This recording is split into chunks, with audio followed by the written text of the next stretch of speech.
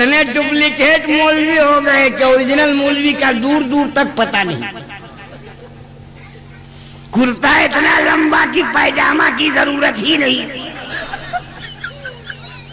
और पैजामा इतना ऊंचा कि लगता है नैनीताल जेल से छूट के सीधे चले आ रहे हैं। कुर्ता बड़े भाई का, पैजामा छोटे भाई का, टोपी है कि तकिया का खोल है, सजदेगाह से लेके यहाँ तक, और बदअकीदों की दाढ़ी है कि कोडरमा का जंगल है, झारखंड का जंगल है, गौरैया घुस जाए तो निकलने का रास्ता न मिले। दाढ़ी काटा साटा सासा एक मुष्टि रखा काटा दाঁত দিয়ে কাটা ছিঁড়া হারাম সবই দাড়ি ছেড়ে দিতে হবে। আর এটাকে বড় করা সুন্নাত, নিজের গতিতে ছেড়ে দেওয়া যতদূর যাবে এটাকে সুন্নাত। কথা কি বুঝতে পারছেন ভাইজান? মশলা হলো দাড়ি যদি অতিরিক্ত এক মুষ্টির বেশি হয়ে যায় কেটা সাইজ করা জায়েজ মুসলমান।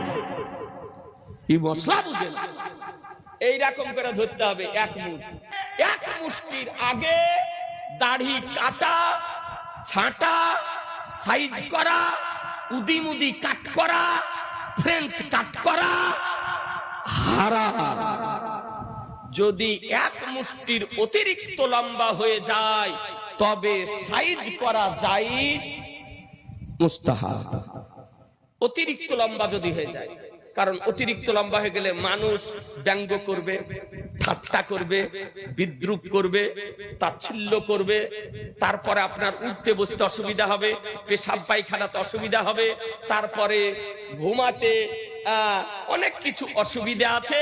ব্রাদারান ইসলাম, এই জন্য মশলা হলো এক মুষ্টির অতিরিক্ত যদি লম্বা দাড়ি হয়ে যায় তবে কেটে সাইজ করা জায়েজ মুস্তাহাব। তো রাস্তার ধারে মাদ্রাসা তো দেখবো এরকম করে যে নেট ফারাজি যারা হয়েছে, কি ফারাজি? নেট ফারাজি, ওকে নেটে ফারাজি করেছে জি।